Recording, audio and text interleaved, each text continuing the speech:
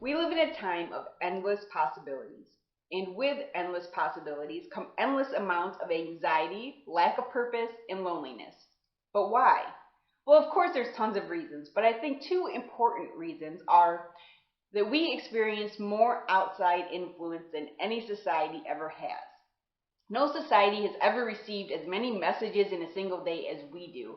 If you just think about how many messages you receive from social media, TV, radio, email, text messages, I mean, you could just go on and on. That's a lot of information for our brains to process. And I think the second reason is that we have more choices, more options than we've ever had. I mean, come on, people, how many types of Oreos do we really need? But really, I mean, I say that jokingly, but that really does put a strain on our brains because our brains are not designed to process this much information. And we know this because neuroscientists are studying it, and they're finding that our willpower, or our ability to make good decisions, depletes throughout the day. So the more decisions you make, the less chance you're going to have of making a good decision and living with intention. So some studies have shown that we make up to 35,000 decisions in a single day, which sounds really crazy, but if you stop to think about it, it's probably not that far out of the ballpark. And so, yeah, after we make that many decisions in a day, our brains are going to be pretty tired. That's going to leave us to being pretty worn out, stressed, anxious. That's going to lead to us being lonely because we're going to start cutting people out and isolating people. So that's why it's more important than ever that we live with intention. So today, that's what we're going to talk about.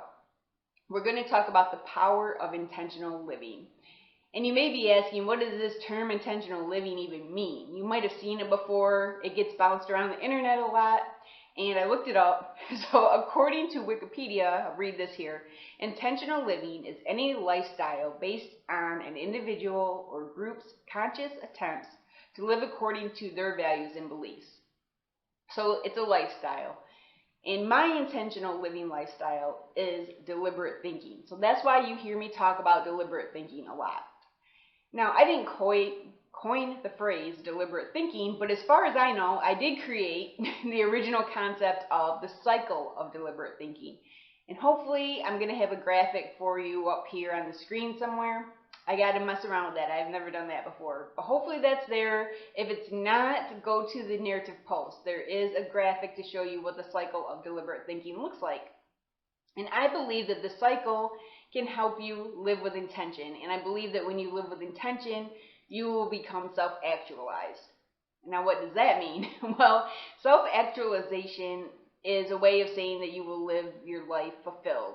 And it was introduced by Abraham Maslow. And Abraham Maslow was an American psychologist and philosopher. He's actually the 10th most cited psychologist of the 21st, or of the 20th, I should say, century. So it's a pretty big deal. You've probably heard of him, but his most notable contribution to the field of psychology is Maslow's hierarchy of needs, which you have probably come across at some point. But I also have a graphic for that on the screen here for you, hopefully. But what I love about Maslow is that, contrary to his contemporaries, he stressed the importance of focusing on the positive qualities of people. Instead of just looking at people as a bag of symptoms and problems, he wanted to find out the positive aspects of people and bring those out. And so I have in the narrative post, there are links to some more information about Maslow if you'd like to learn more about him. He's a pretty awesome guy, or was a pretty awesome guy. But if we take a look at his hierarchy of needs, it starts at the bottom. I gotta get on the screen here. Is a pyramid. And the bottom, so the base of it is your physiological needs. So that's food, water, shelter, that kind of stuff. The stuff you need to stay alive. Then you have your safety needs, the stuff you need to stay safe. Love and belonging comes next. Esteem, and then self-actualization at the very top. So if you've met all these needs, and it's kind of a it's shown as a pyramid, but it kind of ebbs and flows. It's not like you go one to the next necessarily. But at the end of the day, if you've met all of those needs, you will become self-actualized. You will be living the fulfilling life you were meant to live. And I imagine if you're watching this video, you've probably met your physiological and safety needs. Or at least for the most part, on most days, they are met. But I also imagine that you struggle to meet your love belonging, love/belonging, and your esteem needs. And you cannot become self-actualized if these needs are not met. So that's why it's important that we're talking about it today. And I actually think there's a pretty big gap, the expectation gap, as the organization is named here, between the love and belonging needs and the esteem needs.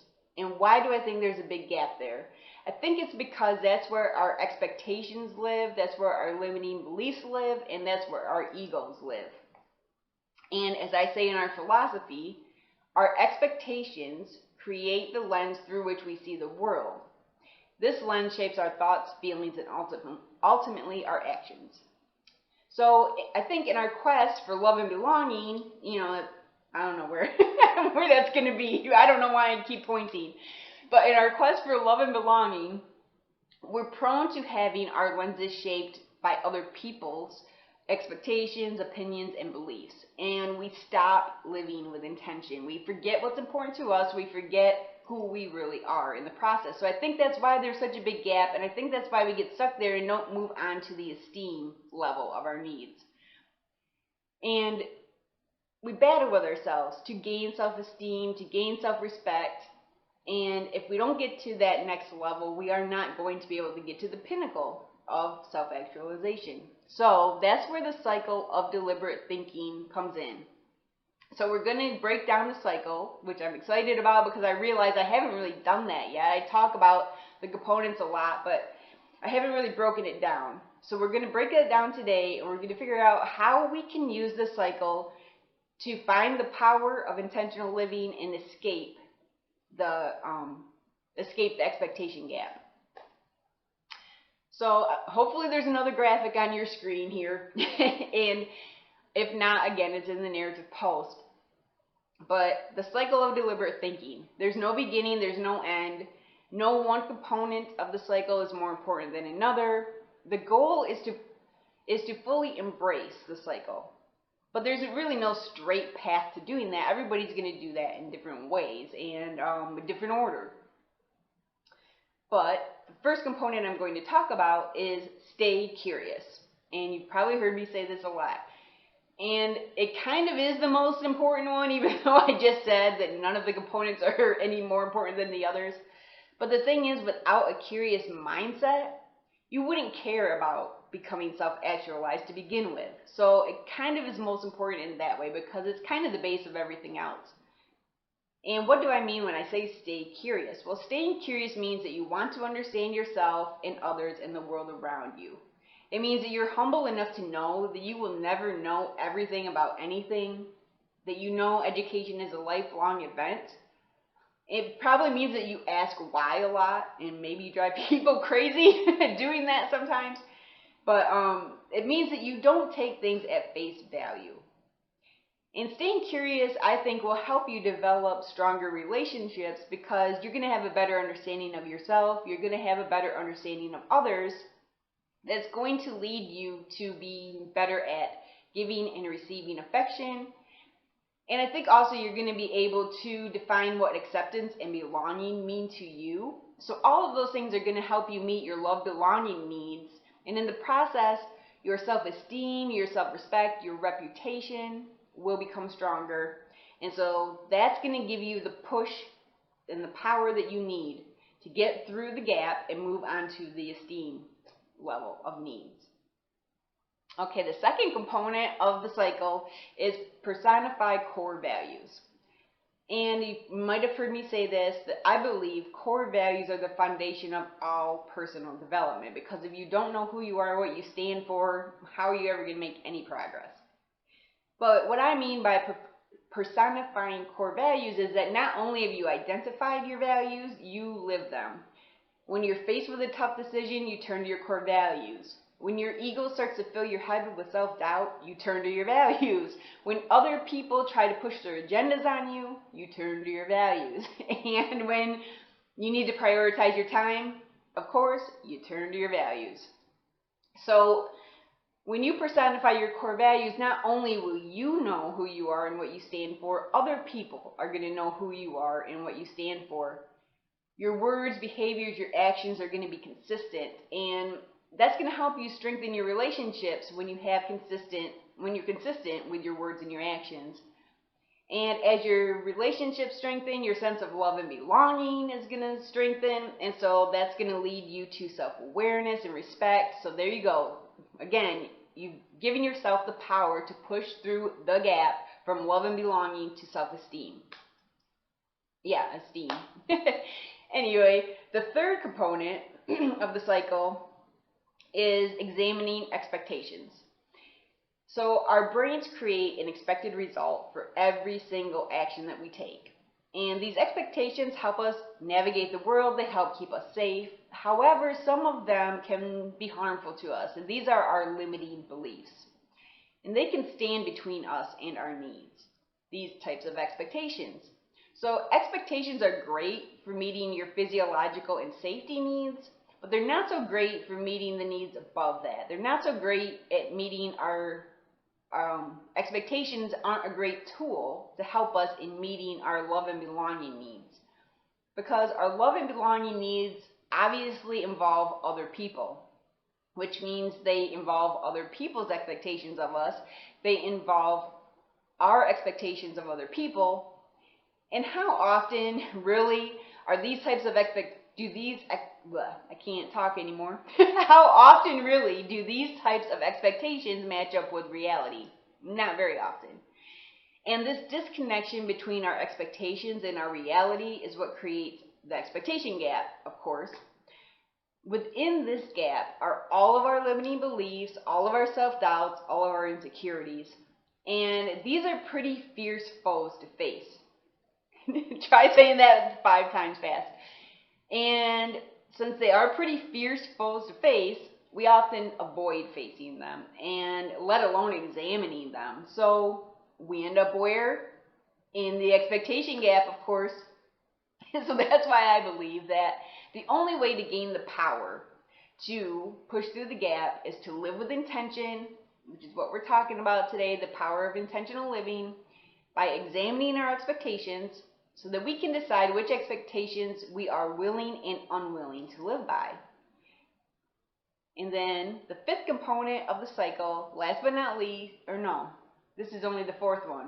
Never mind. The fourth component of the cycle is execute with intention. This means that you don't just sit around and think about what you want out of life. You actually take action. And you take all your knowledge that you've gained from staying curious, you take the core values you've identified and are living by, you take all the expectations you're willing to live by, and you make informed decisions about what you want out of life. And then you take action to create the fulfilling life you were meant to live, to become self-actualized. And the more you practice executing with intention, the more confident you're going to become in your decision-making abilities. That's going to lead you to have more faith in yourself. You're going to start taking more chances. You're going to be less afraid of failure. And when you combine all of these personal developments, what you're going to find is your self-esteem is going to increase, of course. And that's going to help give you the power to push through the gap between love and belonging to esteem. Okay, now last but not least, the fifth component of the cycle is respect other points of view. So in order to meet your love belonging needs, I think it stands to reason that you're going to have strong relationships. And to have strong relationships, you're going to have to be able to respect other people's points of view. And I think the more you examine your own limiting beliefs, you're going to realize how messed up you are. And when you figure that out, you will give more people a little bit more room to be messed up too. And the easier it will be for you to respect other people's points of view. And as you gain more knowledge by staying curious, you'll come to accept the fact that your point of view isn't always right. And you'll accept the fact that there's not always a right and a wrong answer to everything. And no, you actually don't know what you would do in someone else's shoes. So you figure all of this out, and this all gives you the ability to respect other people's points of view. And as you do that, they're going to respect your point of view also. Usually, not always. But this is going to increase your level of respect, and with respect comes increased esteem, And so, of course, that's going to give you the power that you need to push through the gap between love and belonging to your esteem needs and get you that much closer to the pinnacle self-actualization. So I believe, of course, because I preach this every day, I think about it every day, I believe embracing the cycle of deliberate thinking will allow you to live the fulfilling life you were meant to live. You're going to realize your full potential because you will know and show your authentic self. So that's why I have this in the center of the cycle, because once you embrace all of the stuff on the outside, you're going to be living authentically. And as you're living authentically, you're going to meet your needs of connection and belonging. And meeting those needs is going to get you to the pinnacle of the pyramid of needs, self-actualization. So, that's how all of this kind of comes together. This is everything I talk about in every post that I write. There's some aspect of this. So I hope this has been helpful to put it all together. And of course, I put a worksheet together for you to summarize the post and to help you go from inspiration to action. So until next time, stay curious.